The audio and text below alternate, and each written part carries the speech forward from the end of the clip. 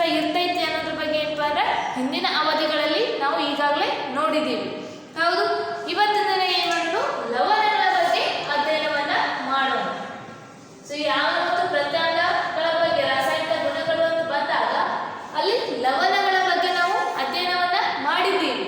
ಆದ್ರೆ ಏನಪ್ಪ ಅಂದ್ರೆ ಈ ಲವಣಗಳ ಬಗ್ಗೆ ಇನ್ನಷ್ಟು ಹೆಚ್ಚಿನ ಮಾಹಿತಿಯನ್ನು ಏನಪ್ಪ ಅಂದ್ರೆ ಪಡ್ಕೊಳ್ಳೋಣ ಅಂತ. ಸೊ ಈಗಾಗಲೇ ನಾವು ನೋಡಿದ್ದೀವಿ, ವಿವಿಧ ರಾಸಾಯನಿಕ ಕ್ರಿಯೆಗಳಲ್ಲಿ ಆಮ್ಲ ಮತ್ತು ಪ್ರತ್ಯಾಮ್ಲಗಳು ಸೇರಿದಾಗ ಅವುಗಳ ರಾಸಾಯನಿಕ ಕ್ರಿಯೆ ನಡೆದಾಗ ಏನಪ್ಪ ಅಂದ್ರೆ ಅಲ್ಲಿ ಲವಣಗಳು ಉಂಟಾಗಿರುವುದನ್ನು ನಾವು ನೋಡಿದ್ದೀವಿ. ಸೊ ಈ ಲವಣಗಳು ಕೂಡ ಏನಪ್ಪ ಅಂದ್ರೆ ಕೆಲವೊಂದು ಗುಣಗಳನ್ನು ಹೊಂದಿರ್ತಾವೆ. ಸೊ ಅವುಗಳ ಬಗ್ಗೆ ಏನಪ್ಪ ಅಂದ್ರೆ ಇವತ್ತು ಅಧ್ಯಯನ ಮಾಡೋಣ ಅಂತ. ಸೊ ಮೊದಲಿಗೆ ಏನಪ್ಪ ಅಂದ್ರೆ ಲವಣಗಳ ಕುಟುಂಬಗಳ ಬಗ್ಗೆ ಅಧ್ಯಯನ ಮಾಡೋಣ. ಲವಣಗಳ ಕುಟುಂಬಗಳು. ಲವಣಗಳ ಕುಟುಂಬ ಅಂದ್ರೆ ಏನು? ಸೊ ಈ ಲವಣಗಳ ಕುಟುಂಬಗಳ ಬಗ್ಗೆ ನಾವು ಅಧ್ಯಯನ ಮಾಡ್ಬೇಕಾದ್ರೆ ಮೊದಲಿಗೆ ಏನಪ್ಪಾ ಅಂದ್ರೆ ಒಂದು ಚಟುವಟಿಕೆಯನ್ನ ನೋಡೋಣ. ಸೊ ಚಟುವಟಿಕೆಯಲ್ಲಿ ಏನಪ್ಪಾ ಅಂದ್ರೆ ಕೆಲವು ಲವಣಗಳನ್ನ ನಾವು ಏನು ಮಾಡಬೇಕು, ಸಂಗ್ರಹಿಸಬೇಕು. ಸೊ ಯಾವ್ಯಾವ ಲವಣ ಅಂದ್ರೆ, ಸೊ ಮೊದಲನೇದಾಗಿ ಯಾವಪ್ಪ ಅಂದ್ರೆ potassium sulphate. So potassium sulphate, ಮುಂದೆ sodium sulphate, calcium sulphate, magnesium sulphate, ತಾಮ್ರದ ಸಲ್ಫೇಟ್, ಸೋಡಿಯಂ ಕ್ಲೋರೈಡ್, ಅದೇ ರೀತಿಯಾಗಿ ಸೋಡಿಯಂ ನೈಟ್ರೇಟ್, ಸೋಡಿಯಂ ಕಾರ್ಬೋನೇಟ್ ಮತ್ತು ಅಮೋನಿಯಂ ಕ್ಲೋರೈಡ್. ಈ ಎಲ್ಲ ಲವಣಗಳನ್ನು ಏನು ಮಾಡಬೇಕು, ನಾವು ಮೊದಲಿಗೆ ಸಂಗ್ರಹಿಸಬೇಕು. ಸೊ ಹಾಗಾಗಿ ಮೊದಲಿಗೆ ನಾನು ಈ ಎಲ್ಲ ಲವಣಗಳ ಹೆಸರನ್ನ ಬರ್ಕೊತಾ ಹೋಗೋದು. ಪೊಟ್ಯಾಷಿಯಂ ಸಲ್ಫೇಟ್ K2SO4, ಎಲ್ಲರೂ ಇವುಗಳನ್ನ ಬರ್ಕೋರಿ. Potassium sulphate K2SO4. ಮುಂದೆ ಸೋಡಿಯಂ ಸಲ್ಫೇಟ್ Na2SO4. ಸೊ ಇವೆಲ್ಲವೂ ಕಾಣ್ತಾ ಇದ್ದಾವಲ್ಲ ಅಕ್ಷರಗಳು. ಸೊ ಬ್ಲ್ಯಾಕ್ ಇಂಕಿನ ಬರೆದ್ರು ಬರ್ಕೋರಿ. ಪೊಟ್ಯಾಷಿಯಂ ಸಲ್ಫೇಟ್, ಸೋಡಿಯಂ ಸಲ್ಫೇಟ್, ಮುಂದೆ ಮತ್ತೆ ಯಾವ್ದಿತ್ತು, ಕ್ಯಾಲ್ಸಿಯಂ ಸಲ್ಫೇಟ್, ಮ್ಯಾಗ್ನೀಷಿಯಂ ಸಲ್ಫೇಟ್, ಮುಂದೆ ಅದೇ ರೀತಿ ಕಾಪರ್ ಸಲ್ಫೇಟ್, ಮುಂದೆ ಸೋಡಿಯಂ ಕ್ಲೋರೈಡ್, ಆಮೇಲೆ ಸೋಡಿಯಂ ನೈಟ್ರೇಟ್,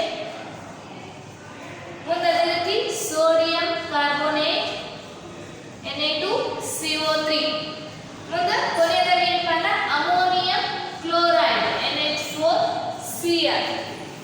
ಸೊ ಇವೆಲ್ಲವೂ ಏನಪ್ಪ ಅಂದ್ರೆ ಲವಣಗಳು.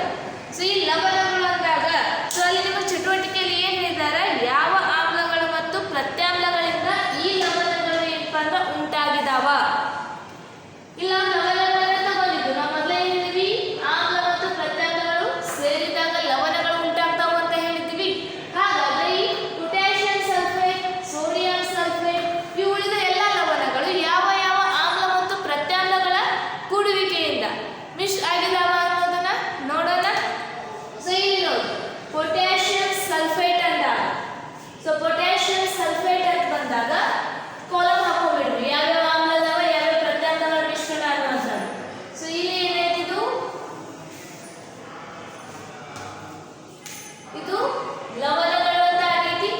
ಸೊ ಇದು ಇಂಪಾರ್ಟೆಂಟ್, ಇವುಗಳದ್ದು ಯಾವ್ಯಾವ ಆಮ್ಲ ಮತ್ತು ಪ್ರತ್ಯಾಮ್ಲ ಕುಡಿದಾವ ಅನ್ನೋದನ್ನ. ಸೊ ಪ್ರತಿಯೊಬ್ಬರು ಇವುಗಳನ್ನ ಬರ್ಕೋರಿ. ಲವಣಗಳು, ಮುಂದೆ ಇಲ್ಲಿ ಯಾವುದು ಆಮ್ಲ, ಇಲ್ಲಿ ಪ್ರತ್ಯಾಮ್ಲ. ಈಗ ನೋಡಿ ಪೊಟ್ಯಾಷಿಯಂ ಸಲ್ಫೇಟ್ ಅಂದಾಗ, ಸೊ ಈ ಪೊಟ್ಯಾಷಿಯಂ ಸಲ್ಫೇಟ್ ನಲ್ಲಿರುವಂತಹ ಆಮ್ಲ ಯಾವಪ್ಪ ಅಂದ್ರೆ H2SO4, ಸಲ್ಫ್ಯೂರಿಕ್ ಆಮ್ಲ. ಈ ಪೊಟ್ಯಾಷಿಯಂ ಹೈಡ್ರಾಕ್ಸೈಡ್ KOH, ಈ ಸಲ್ಫ್ಯೂರಿಕ್ ಆಮ್ಲ ಮತ್ತು ಪೊಟ್ಯಾಷಿಯಂ ಹೈಡ್ರಾಕ್ಸೈಡ್ ಪ್ರತ್ಯಾಮ್ಲ ಸೇರಿದಾಗ ಈ ಪೊಟ್ಯಾಷಿಯಂ ಸಲ್ಫೇಟ್ ಅನ್ನುವಂತಹ ಲವಣ ಉಂಟಾಗಿರುವಂತಹದ್ದು. ಅದೇ ರೀತಿ ಸೋಡಿಯಂ ಸಲ್ಫೇಟ್ ಅಂದಾಗ, ಸೊ ಸಲ್ಫೇಟ್ ಬಂದೈತೆ ಅಂದ್ರೆ ಇದು ಯಾವುದು H2SO4, ಸಲ್ಫ್ಯೂರಿಕ್ ಆಮ್ಲನೇ. ಮುಂದೆ ಇಲ್ಲಿ ಯಾವಪ್ಪ ಅಂದ್ರೆ ಸೋಡಿಯಂ ಹೈಡ್ರಾಕ್ಸೈಡ್. ಅದೇ ಇಲ್ಲಿ ಏನು Na2 ಅಂತ ಬಂದೈತಿ. ಸೊ Na2 ಯಾಕೆ ಬಂದೈತಿ ಅನ್ನೋದನ್ನ 9ನೇ ತರಗತಿಯಲ್ಲಿ ನೀವು ಕಲ್ತಿದ್ದೀರಿ. ಹೌದು, ವೇಲೆನ್ಸಿ ಇಲೆಕ್ಟ್ರಾನ್ಗಳ ಬಗ್ಗೆ ಕಲ್ತಿದ್ದೀರಿ ತಾನೆ. ಸೊ ವೇಲೆನ್ಸಿ ಇಲೆಕ್ಟ್ರಾನ್ ಇಲ್ಲಿ ಏನಾಗಿರ್ತೈತಿ, Na ಮತ್ತು SO4. ಸೊ SO4 ಏನೈತಿ 2- ಅನ್ನುವಂತಹ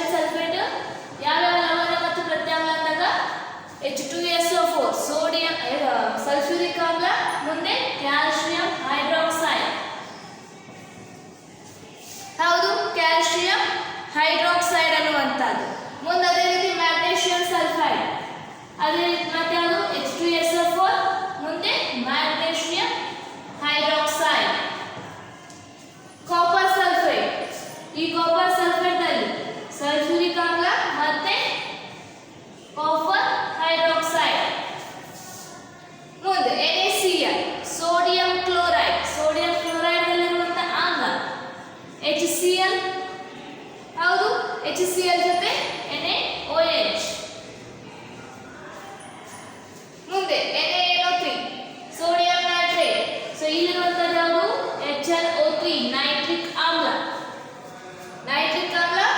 ಪ್ರತ್ಯಾಮ್ಲ ಯಾವುದು ಸೋಡಿಯಂ ಹೈಡ್ರಾಕ್ಸೈಡ್ ಮುಂದೆ ಸೋಡಿಯಂ ಕಾರ್ಬೋನೇಟ್ HCO3 ಕಾರ್ಬೋನಿಕ್ ಆಮ್ಲ ಸಾರಿ H2CO ಕಾರ್ಬೋನಿಕ್ ಆಮ್ಲ ಸೊ ಈ ಕಾರ್ಬೋನಿಕ್ ಆಮ್ಲದ ಜೊತೆ ಯಾವುದು ಸೋಡಿಯಂ ಹೈಡ್ರಾಕ್ಸೈಡ್ ಕೊನೆಯದಾಗಿ ಅಮೋನಿಯಂ ಕ್ಲೋರೈಡ್ ಈ ಅಮೋನಿಯಂ ಕ್ಲೋರೈಡ್ ನಲ್ಲಿ ಆಮ್ಲ ಯಾವಪ್ಪ ಅಂದ್ರೆ HCl ಅನ್ನುವಂಥದ್ದು ಇಲ್ಲಿ ಪ್ರತ್ಯಾಮ್ಲ ಯಾವಪ್ಪ ಅಂದ್ರೆ ಅಮೋನಿಯಂ ಹೈಡ್ರಾಕ್ಸೈಡ್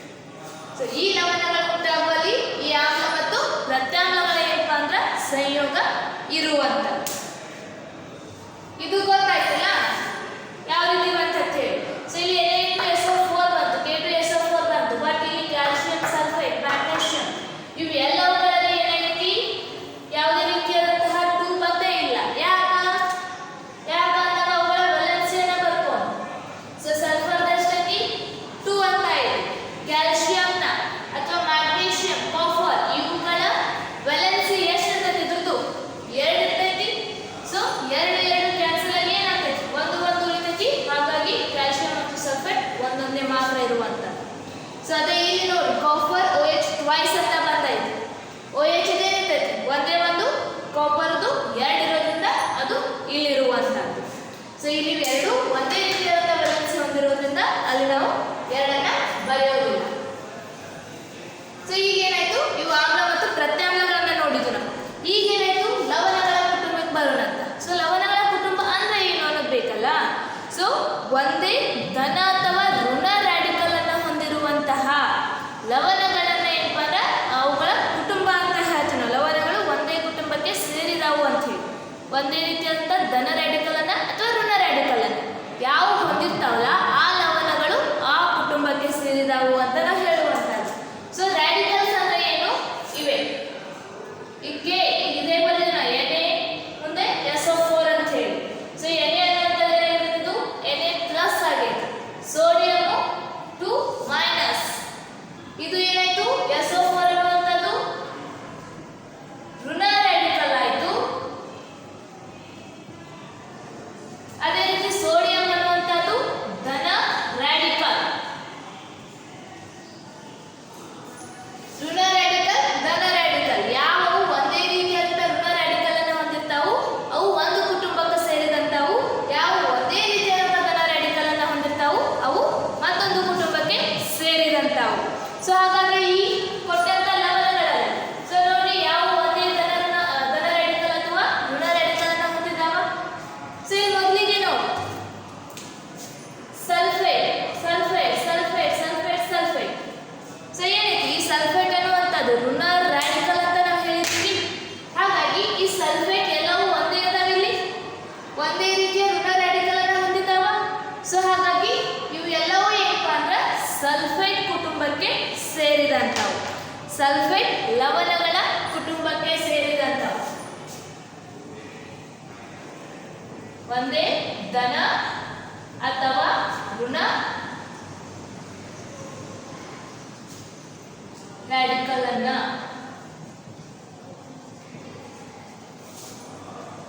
ಹೊಂದಿರುವ ಲವಣಗಳು ಒಂದೇ ಕುಟುಂಬಕ್ಕೆ ಸೇರಿವೆ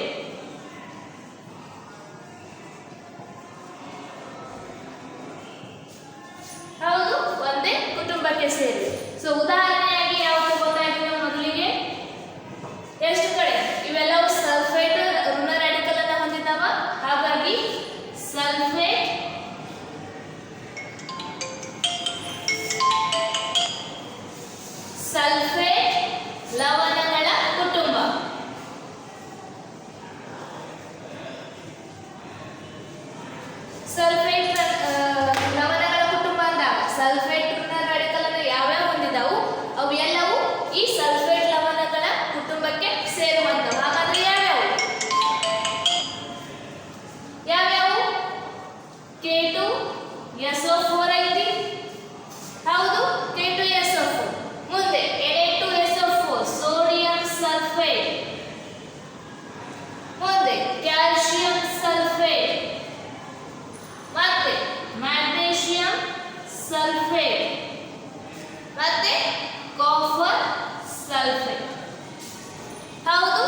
ಇವೆಲ್ಲವೂ ಸಲ್ಫೇಟ್ ಲವಣಗಳ ಕುಟುಂಬಕ್ಕೆ ಸೇರಿದಂಥವು.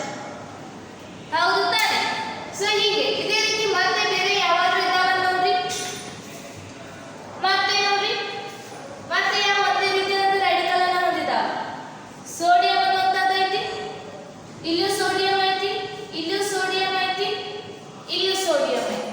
ಸೊ ಈ ಸೋಡಿಯಂ ಅನ್ನುವಂಥದ್ದು ಏನು ಈ ಭಾಗದಲ್ಲಿ ಐತಂದ್ರೆ ಇದು ಏನು ಪ್ಲಸ್ ಧನ ರ್ಯಾಡಿಕಲ್ ಐತಿ. ಸೊ ಹಾಗಾದ್ರೆ ಸೋಡಿಯಂ ಕುಟುಂಬಕ್ಕೆ ಸೇರಿದಂತವು. ಯಾವುದು ಸೋಡಿಯಂ ಲವಣಗಳ ಸೋಡಿಯಂ ಲವಣಗಳ ಕುಟುಂಬ. ಸೊ ಎಲ್ಲರೂ ಬರ್ಕೋತಾ ಇದ್ದೀರಿ? ಬರ್ಕೋರಿ ಎಲ್ಲರೂ. ಯಾವ್ಯಾವುದು ಸೋಡಿಯಂ ಹೊಂದಿರುವಂತ ಯಾವ್ಯಾವು? Na2SO4, ಸೋಡಿಯಂ ಸಲ್ಫೇಟ್, ಮತ್ತೆ NaCl ಸೋಡಿಯಂ ಕ್ಲೋರೈಡ್, ಮುಂದೆ NaNO3 ಸೋಡಿಯಂ ನೈಟ್ರೇಟ್, ಮುಂದೆ ಸೋಡಿಯಂ ಕಾರ್ಬೋನೇಟ್.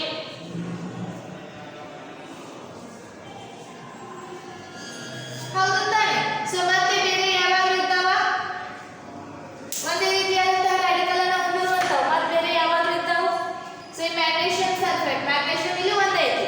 ಈ ಮ್ಯಾಗ್ನೀಷಿಯಂ ಅನ್ನು ಹೊಂದಿರುವಂತ ಮತ್ತೆ ಬೇರೆ ಬೇರೆ ಲವಣಗಳು ಇದ್ದು ಅಂದ್ರೆ ಅವುಗಳು ಕೂಡ ಏನಪ್ಪಾ ಅಂದ್ರೆ ಈ ಮ್ಯಾಗ್ನೀಷಿಯಂ ಲವಣಗಳ ಕುಟುಂಬಕ್ಕೆ ಸೇರಿರುವಂತವು. ಮ್ಯಾಗ್ನೀಷಿಯಂ ಕ್ಲೋರೈಡ್, ಆಮೇಲೆ ಮ್ಯಾಗ್ನೀಷಿಯಂ ಬೇರೆ ಬೇರೆ ಇರ್ತವೆ. ಕ್ಯಾಲ್ಸಿಯಂ ಕಾರ್ಬೋನೇಟ್, ಕ್ಯಾಲ್ಸಿಯಂ ಕ್ಲೋರೈಡ್, ಇವೆಲ್ಲವು ಕ್ಯಾಲ್ಸಿಯಂ ಸಲ್ಫೇಟ್, ಅವೆಲ್ಲವೂ ಏನು ಕ್ಯಾಲ್ಸಿಯಂ ಲವಣಗಳ ಕುಟುಂಬಕ್ಕೆ ಸೇರಿರುವಂಥವು. ಸೊ ಈ ಕೋಷ್ಟಕದಲ್ಲಿ ಬಂದಾಗ ಎರಡು ರೀತಿಯಾದಂತಹ ಕುಟುಂಬಗಳನ್ನು ನೋಡಿದ್ವಿ ನಾವು. ಮತ್ತೆ ಬೇರೆ ಬೇರೆ ಲವಣಗಳನ್ನ ಕೊಟ್ಟಾಗ ಮತ್ತೆ ಯಾವ್ಯಾವ ಬರ್ತಾವು ಅನ್ನೋದನ್ನ ನೀವು ಬರೀಬಹುದು. ಗೊತ್ತಾಯ್ತಾ? ಸೊ ಇದನ್ನೆಲ್ಲರೂ ಬರ್ಕೊಂಡಿದ್ದೀರಲ್ಲ? ಸೊ ಬರ್ಕೋರಿ, ಇಲ್ಲ ಸ್ಕ್ರೀನ್ ಶಾಟ್ ಮಾಡ್ಕೋರಿ. ಓಕೆ, ಮುಂದೆ ಹೋಗೋಣ. ಈಗ ಏನಾಯ್ತಾವ ಲವಣಗಳ ಕುಟುಂಬದ ಬಗ್ಗೆ ಕಲ್ತೀವಿ.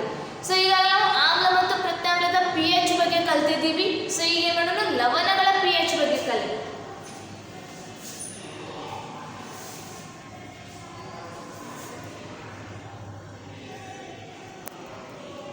ಎಲ್ಲರೂ ಬರ್ಕೊಂಡಿದ್ದೀರಲ್ಲ?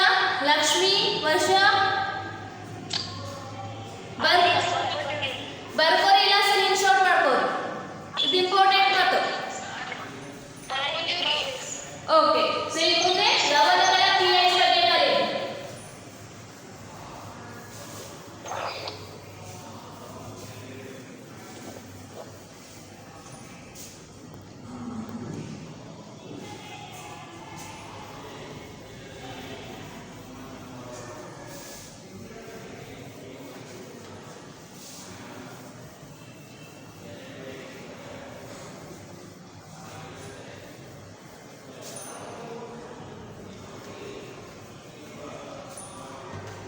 ಸೊ ಈಗ ಮುಂದೆ ಯಾವುದು ಲವಣಗಳ pH.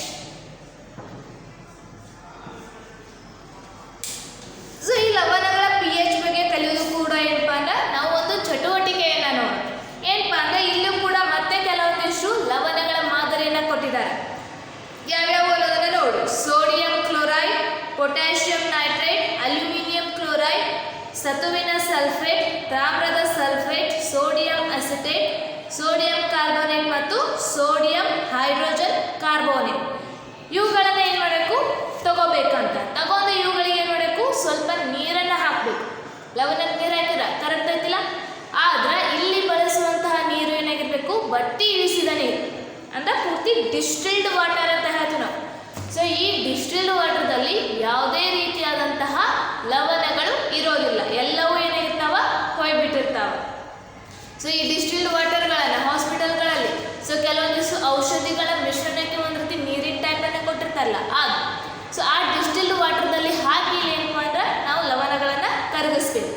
ಕರಗಿಸಿ ಏನು ಮಾಡಬೇಕು, ಲಿಟ್ಮಸ್ ಪೇಪರನ್ನು ತಗೊಂಡು ಆ ದ್ರಾವಣಗಳಲ್ಲಿ ಪರೀಕ್ಷಿಸಬೇಕು.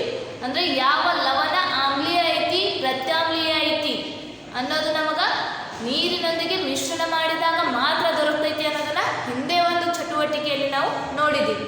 ಹೌದು ತಾನೆ? ನೀರಿನ ಉಪಸ್ಥಿತಿಯಲ್ಲಿ ಮಾತ್ರ ನಮಗೆ ಅವುಗಳ ಆಮ್ಲ ಮತ್ತು ಪ್ರತ್ಯಾಮ್ಲೀಯತೆ ಗೊತ್ತಾಗುವಂಥದ್ದು. ಹೌದಿಲ್ಲ? ಅದಕ್ಕಾಗಿ ಇಲ್ಲಿ ಹಾಕಿ ನೋಡಬೇಕು. ನೋಡಿ, ಯಾವ ಲವಣಗಳು ಆಮ್ಲೀಯ ಅದಾವ, ಪ್ರತ್ಯಾಮ್ಲೀಯ ಅದಾವ ಅಥವಾ ತಟಸ್ಥ ಇದ್ದಾವೆ. ಮುಂದೆ ಲವಣಗಳು ಉಂಟು ಮಾಡಲು ಬಳಸಿರುವಂತಹ ಆಮ್ಲ ಮತ್ತು ಪ್ರತ್ಯಾಮ್ಲಗಳು ದುರ್ಬಲ ಇದ್ದಾವ ಅಥವಾ ಪ್ರಬಲವಾಗಿದ್ದಾವ ಅನ್ನೋದು ನಮಗೆ ಅಲ್ಲಿ ಗೊತ್ತಾಗುವಂಥದ್ದು. ಇದನ್ನೆಲ್ಲ ಏನು ಮಾಡಬೇಕು? ಕೋಷ್ಟಕ 2.4 ಅನ್ನುವಂಥದ್ದು. ಆ ಕೋಷ್ಟಕದಲ್ಲಿ ಏನು ಮಾಡಬೇಕು? ನೀವು ಇದನ್ನ ಬರಿಬೇಕು. ಸೊ ಹಾಗಾಗಿ ನಾ ಇಲ್ಲಿ ಹಾಗೆ ಇಟ್ಟಿದ್ದೇನೆ. ಸೊ ಇದರಲ್ಲಿ ಇನ್ನೂ ಒಂದು ಬರ್ತೈತಿ pH.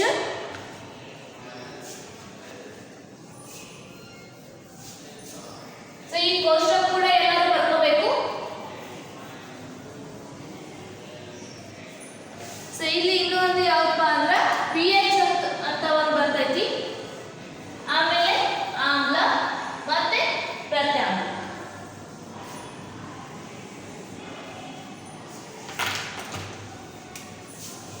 pH. ಸೊ ಆ ಲವಣದ ದ್ರಾವಣದ pH ಎಷ್ಟು, ಅದು ಏನಪ್ಪ ಅಂದ್ರೆ ಆಮ್ಲೀಯ ಆಯಿತು ಅಥವಾ ಅದರಲ್ಲಿರುವಂಥ ಆಮ್ಲ ಯಾವುದು, ಪ್ರತ್ಯಾಮ್ಲ ಯಾವುದು.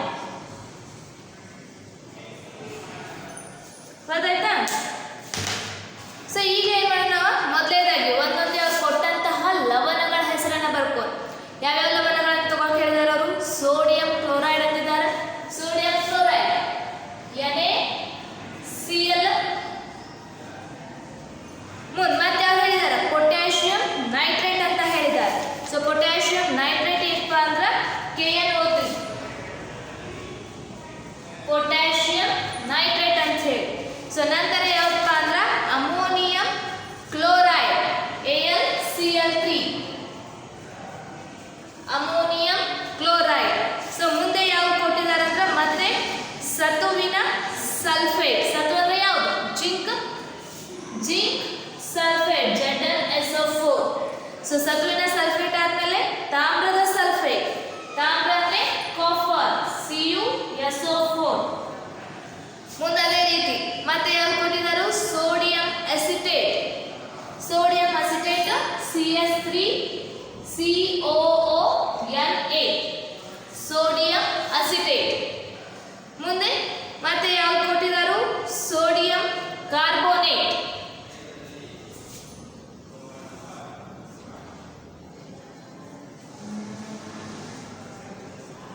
ಸೋಡಿಯಂ ಕಾರ್ಬೋನೇಟ್ ಅನ್ನುವಂಥದ್ದು. ಸೊ ಸೋಡಿಯಂ ಕಾರ್ಬೋನೇಟ್ ಆದ ನಂತರ ಕೊನೆಯಲ್ಲಿ ಯಾವುದು? Sodium hydrogen carbonate NaHCO3. Sodium hydrogen carbonate. So ಈ ಎಲ್ಲ ಲವಣಗಳ ರಾಸಾಯನಿಕ ಸೂತ್ರಗಳನ್ನು ನಾವೀಗ ಬರ್ಕೊಂಡು ಈಗ ಮುಂದೆ ಏನು ಮಾಡಬೇಕು? ಇವುಗಳೆಲ್ಲ ಡಿಸ್ಟಿಲ್ಡ್ ವಾಟರ್ ಹಾಕಿ ಅವುಗಳ pH ಅದ್ರ ಮೇಲ್ಗಡೆ ಆಮ್ಲ ಮತ್ತು ಪ್ರತ್ಯಾಮ್ಲೀಯ ಐತಿ. ಯಾವ್ಯಾವ ಆಮ್ಲ ಇದ್ದಾವ, ಯಾವ ಪ್ರಬಲ ಇರ್ತಾವ. ಇಲ್ಲಿ ನಾವೇನಪ್ಪ ಅಂದ್ರೆ ಇಲ್ಲಿ ಪಡೆದಂತಹ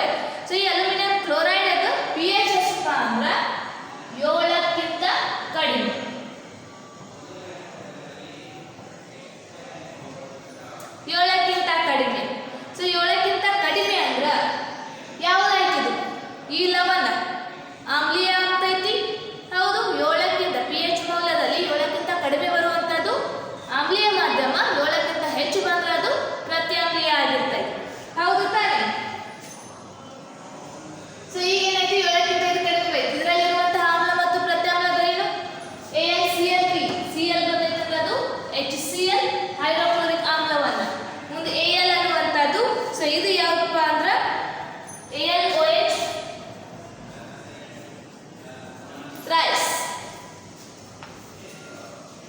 ಅಲ್ಯೂಮಿನಿಯಂ ಹೈಡ್ರಾಕ್ಸೈಡ್. ಮುಂದೆ ಜಿಂಕ್ ಸಲ್ಫೇಟ್. ಸೊ ಈ ಜಿಂಕ್ ಸಲ್ಫೇಟ್ ಇದ್ರದ್ದು ಏನಪ್ಪಾ ಅಂದ್ರೆ 7ಕ್ಕಿಂತ ಕಡಿಮೆ.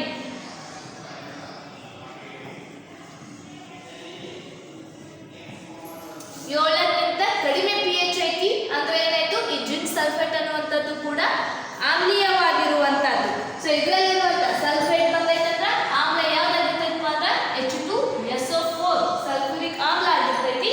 ಮುಂದೆ ಜಿಂಕ್ ಅಂದಾಗ ಜಿಂಕ್ ಹೈಡ್ರಾಕ್ಸೈಡ್. ಜಿಂಕ್ ಹೈಡ್ರಾಕ್ಸೈಡ್ ಅಂತ ಬರೀಬಹುದು ಅಥವಾ ನೀವು ಜಿಂಕ್ ಆಕ್ಸೈಡ್ ಅನ್ನು ಕೂಡ ಯೂಸ್ ಮಾಡ್ಕೋಬಹುದು. ಸೊ ಮುಂದೆ copper sulphate. So copper sulphate ಏನಪ್ಪಾ ಅಂದ್ರೆ ಇದರದ್ದು ಕೂಡ 7ಕ್ಕಿಂತ ಕಡಿಮೆ.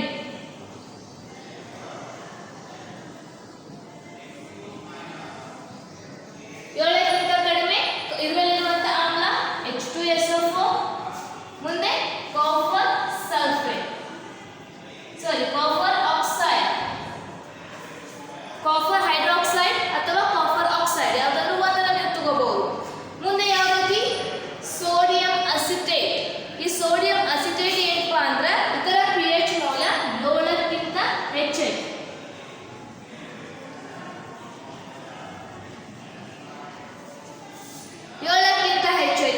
ಮುಂದೆ ಏನಪ್ಪಾ ಅಂದ್ರೆ ಇದರಲ್ಲಿರುವಂತಹ ಆಮ್ಲ ಮತ್ತು ಪ್ರತ್ಯಾಮ್ಲ. ಇಲ್ಲಿ ಯಾವೈತಿ ಅಸಿಟಿಕ್ ಆಮ್ಲ ಐತಿ, CH3COON ಅಸಿಟಿಕ್ ಆಮ್ಲ.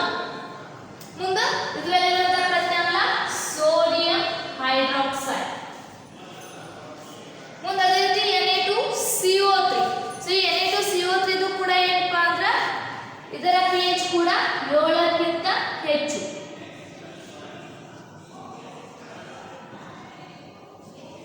Sodium carbonate. ಸೊ ಇದರಲ್ಲಿರುವಂತಹ ಆಮ್ಲ ಕಾರ್ಬೋನಿಕ್ ಆಮ್ಲ H2CO3 ಅಂಡ್ ಇಲ್ಲಿರುವಂತಹ ಪ್ರತ್ಯಾಮ್ಲ NaOH. ಕೊನೆಯದಾಗಿ ಏನಪ್ಪಾ ಅಂದ್ರೆ ಸೋಡಿಯಂ ಹೈಡ್ರೋಜನ್ ಕಾರ್ಬೋನೇಟ್ ಅಂತ ಹೇಳಿ. ಸೊ ಇದನ್ನ ಏನಪ್ಪಾ ಅಂದ್ರೆ ಹೆಚ್ಚಾಗಿ ಸೋಡಿಯಂ ಬೈಕಾರ್ಬೋನೇಟ್ ವಾಷಿಂಗ್ ಸೋಡಾ ಅಂತ ಯೂಸ್ ಮಾಡ್ತೀವಿ. ಸೊ ಹಾಗಾಗಿ ಸೋಡಿಯಂ ಕಾರ್ಬೋನೇಟ್ ಏನಪ್ಪಾ ಅಂದ್ರೆ pH 7ಕ್ಕಿಂತ ಹೆಚ್ಚು ಇರ್ತೈತಿ. ಇದರಲ್ಲಿರುವಂತಹ ಆಮ್ಲ CO3 ಇರೋದ್ರಿಂದ ಇದು ಕೂಡ ಏನಪ್ಪಾ ಅಂದ್ರೆ H2CO3. ಮುಂದೆ NaOH. ಇವು ಎಲ್ಲ ಏನಪ್ಪಾ ಅಂದ್ರೆ ಲವಣಗಳು, ಅವುಗಳ pH. ಸೊ ಇಲ್ಲಿ ನೋಡಿ ಇದರ ಮೇಲ್ಗಡೆ ನಾವೇನಪ್ಪಾ ಅಂದ್ರೆ ಈ ಕೊಟ್ಟಂತಹ ಲವಣ ಪ್ರಬಲ ಅಥವಾ ಅವುಗಳ ದುರ್ಬಲತೆಯ ಮೇಲೆ ಏನಪ್ಪಾ ಅಂದ್ರೆ ಈ ಲವಣಗಳ ಆಮ್ಲೀಯತೆ ಮತ್ತು ಪ್ರತ್ಯಾಮ್ಲೀಯತೆ ಇರ್ತೈತಿ.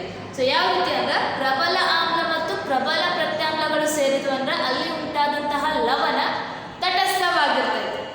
ಸೊ ಅದೇ ರೀತಿಯಾಗಿ ಏನಪ್ಪಾ ಅಂದ್ರೆ ಪ್ರಬಲ ಆಮ್ಲ ಮತ್ತು ದುರ್ಬಲ ಆಮ್ಲ, ಪ್ರಬಲ ಆಮ್ಲ ದುರ್ಬಲ ಆಮ್ಲ. ಸೊ ಇಲ್ಲಿ ಬರ್ತದೆ ನೋಡಿ, ಪ್ರಬಲ ಆಮ್ಲ ಮತ್ತು ಪ್ರಬಲ ಪ್ರತ್ಯಾಮ್ಲ. ಸೊ ಪ್ರಬಲನ ನೆನಪೇ. ಸೊ ಇಲ್ಲಿ ಸಿಗುವಂತಹ ಲವಣ ತಟಸ್ಥವಾಗುತ್ತೆ, ತಟಸ್ಥ ಲವಣ.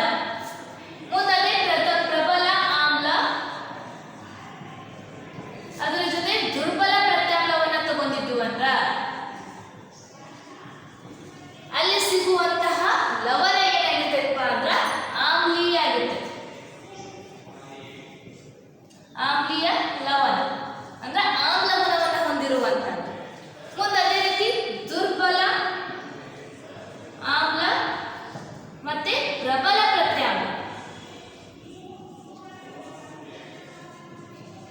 ಇವುಗಳನ್ನ ತಗೊಂಡಿವ ಅಂದ್ರೆ ಪ್ರಬಲ ಪ್ರತ್ಯಾಮ್ಲ ಜಾಸ್ತಿ ಇರೋದ್ರಿಂದ ಈ ಲವಣ ಏನಾಗಿರ್ತೈತಿ ಪ್ರತ್ಯಾಮ್ಲ ಆಗಿರ್ತೈತಿ.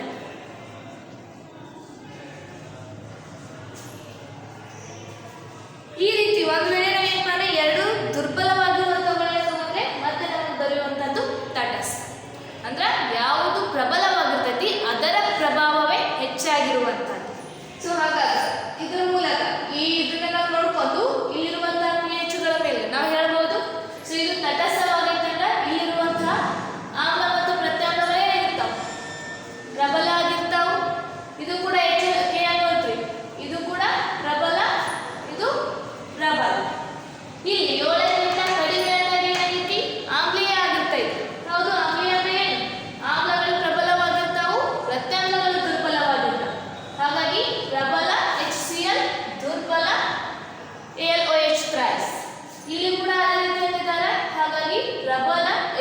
H2SO4 ದುರ್ಬಲ ಜಿಂಕ್ ಹೈಡ್ರಾಕ್ಸೈಡ್. ಮುಂದೆ 7ಕ್ಕಿಂತ ಮತ್ತೆ ಕಡಿಮೆ ಆಮ್ಲೀಯ ಅಂದಾಗ ಪ್ರಬಲ ಆಮ್ಲ, ದುರ್ಬಲ ಪ್ರತ್ಯಾಮ್ಲ. ಸೊ ಈಗ 7ಕ್ಕಿಂತ ಹೆಚ್ಚು ಅಂದಿದ್ದಾರೆ. 7ಕ್ಕಿಂತ ಹೆಚ್ಚು ಅಂದ್ರೆ ಏನಾಗ್ತದೆ? ಪ್ರತ್ಯಾಮ್ಲ ಲವಣ ಆಯ್ತು. ಸೊ ಪ್ರತ್ಯಾಮ್ಲದಲ್ಲಿ ಏನು? ಪ್ರತ್ಯಾಮ್ಲಗಳೇ ಪ್ರಬಲವಾಗಿರ್ತಾವು. ಹಾಗಾಗಿ ದುರ್ಬಲ ಆಮ್ಲ, ಪ್ರಬಲ ಪ್ರತ್ಯಾಮ್ಲ. ಇಲ್ಲೂ ಅದೇ ರೀತಿ ದುರ್ಬಲ ಆಮ್ಲ, ಪ್ರಬಲ ಪ್ರತ್ಯಾಮ್ಲ. ಕೊನೆಯಲ್ಲಿ ಕೂಡ ಸೊ ಅಲ್ಲಿ ಕೂಡ 7ಕ್ಕಿಂತ ಹೆಚ್ಚು ಅಂದಿದ್ದಾರೆ. ಇದು ಪ್ರತ್ಯಾಮ್ಲವಾಗಿರೋದ್ರಿಂದ ದುರ್ಬಲ ಆಮ್ಲ, ಪ್ರಬಲ ಪ್ರತ್ಯಾಮ್ಲವಾಗಿರುವುದು. ಸೊ ಯಾವುದು ಪ್ರಬಲವಾಗಿರ್ತೈತಿ ಅದೇ ಏನಾಗಿರ್ತೈತಿ? ಆ ಲವಣದ ಗುಣ ಆಗಿರ್ತೈತಿ.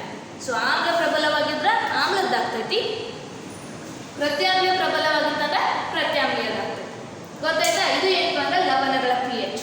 ಸೊ ಇಲ್ಲಿ ಆ pH ಮೌಲ್ಯಕ್ಕಿಂತ ಏನಪ್ಪ ಅಂದ್ರೆ pH 7ಕ್ಕಿಂತ ಕಡಿಮೆ ಬಂದಿದ್ದಾಗ ಪ್ರಬಲ ಆಮ್ಲಗಳನ್ನು ಹೊಂದೈತಿ ಅಂತ ಹೇಳಿ ಲವಣ.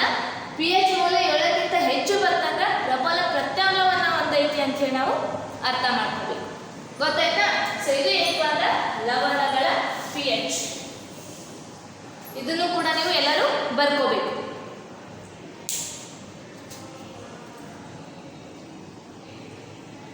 ಬರ್ಕೊಂಡ್ರೆ ಎಲ್ಲರೂ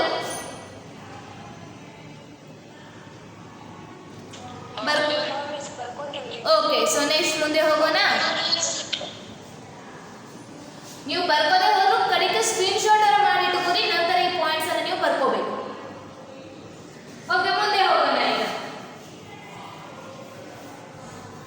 ಸೊ ಈಗ ಏನಪ್ಪ ಅಂದ್ರೆ ಲವಣಗಳು ಯಾವ್ಯಾವ ಪ್ರಬಲ, ದುರ್ಬಲ ಆಮ್ಲಗಳು ಎಲ್ಲಾನು ನೋಡಿದ್ವಿ ನಾವು. ಅವುಗಳ pH ಅನ್ನು ಕೂಡ ನೋಡಿದ್ದೀವಿ. ಅವುಗಳ ಕುಟುಂಬ, ಲವಣಗಳ ರಾಡಿಕಲ್ ಮೇಲ್ಗಡೆ ಅವುಗಳ ಕುಟುಂಬಗಳನ್ನು ಕೂಡ ನಾವು ನೋಡಿದ್ವಿ. ಈಗ ಏನಪ್ಪ ಅಂದ್ರೆ ಸಾಮಾನ್ಯವಾಗಿರುವಂತಹ ಉಪ್ಪು, ಅದರ ಬಗ್ಗೆ ಏನಪ್ಪ ಅಂದ್ರೆ ಕಲಿಯೋಣ.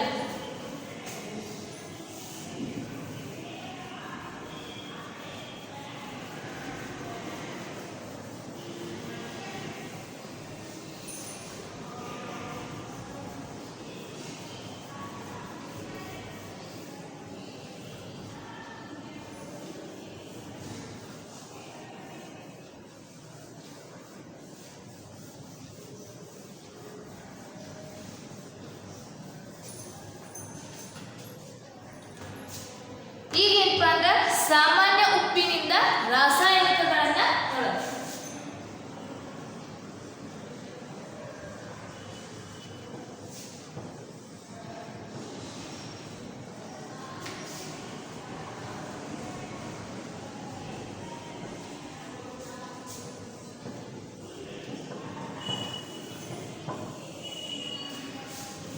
ಸಾಮಾನ್ಯ ಉಪ್ಪಿನಿಂದ ರಾಸಾಯನಿಕಗಳು.